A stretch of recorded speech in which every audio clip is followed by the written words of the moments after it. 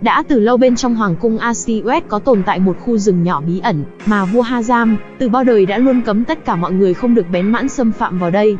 Lý do của việc vua Hazam cho xây dựng hoàng cung bao bọc lấy khu rừng này, là vì ở giữa nó có một cây thiêng cao lớn hàng ngàn năm tuổi. Cây thiêng này được cho là hiện thân của thần linh, những người đã mang đến sự sống mạnh mẽ cho riêng vùng đất này, so với những khu vực khác. Kể từ đó nó được xem như là một viên ngọc quý đối với người dân nơi đây, và họ luôn gọi nó là trái tim của Astiwet. Cây thiêng từ lâu đã được bảo vệ và chăm sóc bởi một bộ tộc nữa người Nữa Cáo. Họ là một bộ tộc được cho là đã có mặt ở Gideon từ hàng ngàn năm trước. Họ ăn lá cây non và uống nước từ xương đọng lại trên lá. Chính những thứ này đã giúp họ hấp thu được năng lượng thần thánh từ cây thiêng. Nguồn năng lượng này giúp họ sở hữu những pháp thuật mạnh mẽ, sức mạnh hơn người. Vua Hazam đời đầu tiên đã từng chạm trán với họ, khi ông muốn khám phá khu rừng này. Tộc trưởng của tộc người Cáo đã cho ông biết về nguồn gốc, cũng như tầm quan trọng của cây thiêng đối với sự sinh tồn của Astiwet. Đồng thời cũng cho ông biết nhiệm vụ quan trọng của tộc người Cáo đối với cây thiêng. Tộc trưởng cũng yêu cầu vua Hazam không được tiết lộ việc này ra bên ngoài, vì chính bản thân những người trong tộc cũng đều lập lời thề sẽ mãi mãi giữ bí mật về cây thiêng, cho đến khi nào nó không còn tồn tại nữa. Vua Hazam đồng ý và sau đó ông cho xây dựng kinh thành, bao bọc lấy cả một khu vực xung quanh cây thiêng, để bảo vệ nó và cả tộc người Cáo. Quay trở lại với thời điểm hiện tại, Astiwet bây giờ đã nằm dưới sự cai quản của vua Hazam đời thứ 13, và mặc dù đã trải qua gần 1000 năm trị vì, nhưng các vị vua của Astiwet luôn giữ đúng lời thề giữ bí mật về khu rừng bên trong hoàng cung, và chỉ truyền nó lại cho người kế vị, để tiếp tục bảo vệ cây thiêng, cũng như nghiêm cấm tất cả mọi người trong hoàng cung không được bén mãn xâm phạm vào đó. Fox, một nữ chiến binh lão luyện của tộc người Cáo, từ nhỏ cô đã được huấn luyện kỹ năng chiến đấu bởi tộc trưởng, và cách sử dụng phép thuật từ mẹ cô, một pháp sư nổi tiếng trong tộc. Fox là người được vinh dự được giao nhiệm vụ trèo lên cây thiêng vào mỗi buổi sáng, để tỉa những cành cây chết và diệt lũ sâu bọ muốn phá hoại cây. Lại nói về thời điểm Monkey xung phong gia nhập vào đội cận vệ hoàng cung của Astiwet, với nhiệm vụ bảo vệ cho công chúa Sarah. Anh đã luôn thắc mắc về khu rừng bí ẩn bên trong hoàng cung này. Mọi người khuyên anh không nên làm trái lệnh của nhà vua, vì đó là nơi linh thiêng và nghiêm cấm người thường xâm nhập. Với bản tính thích khám phá của mình, Monkey nhất quyết phải tìm hiểu bí mật của khu rừng này cho bằng được. Đêm hôm đó khi mọi người đã say giấc, Monkey lẻn ra khỏi phòng, anh phi thân dễ dàng lên bức tường bảo vệ lối vào khu rừng, và nhảy sang một cành cây gần đó, rồi tiếp tục chuyển sang những cành cây khác để đi sâu vào bên trong. Mọi hành động của Monkey đều không qua mắt được Fox. Đêm đó là buổi tuần tra thường lệ của cô xung quanh khu rừng. Cô đã sớm phát hiện ra sự xâm nhập của anh ngay từ đầu.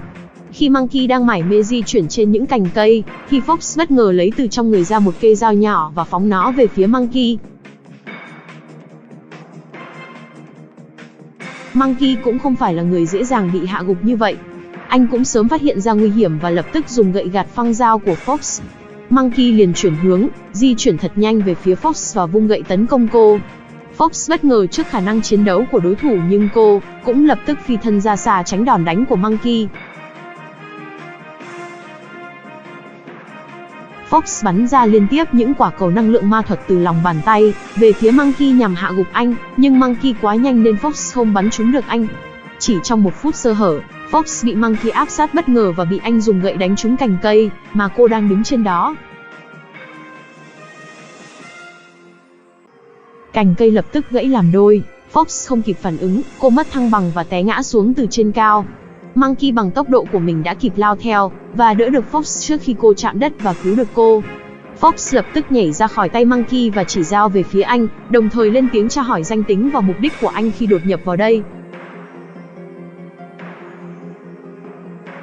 Monkey bỏ vũ khí xuống và ra hiệu cho cô rằng anh không có ý xấu. Anh cũng lên tiếng giải thích mục đích của mình là chỉ muốn khám phá nơi này mà thôi.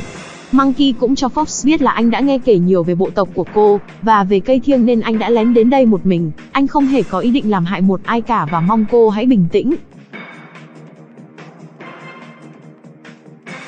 Fox nhớ lại việc Monkey vừa cứu mình nên cô tin những gì Monkey nói, và hạ vũ khí xuống.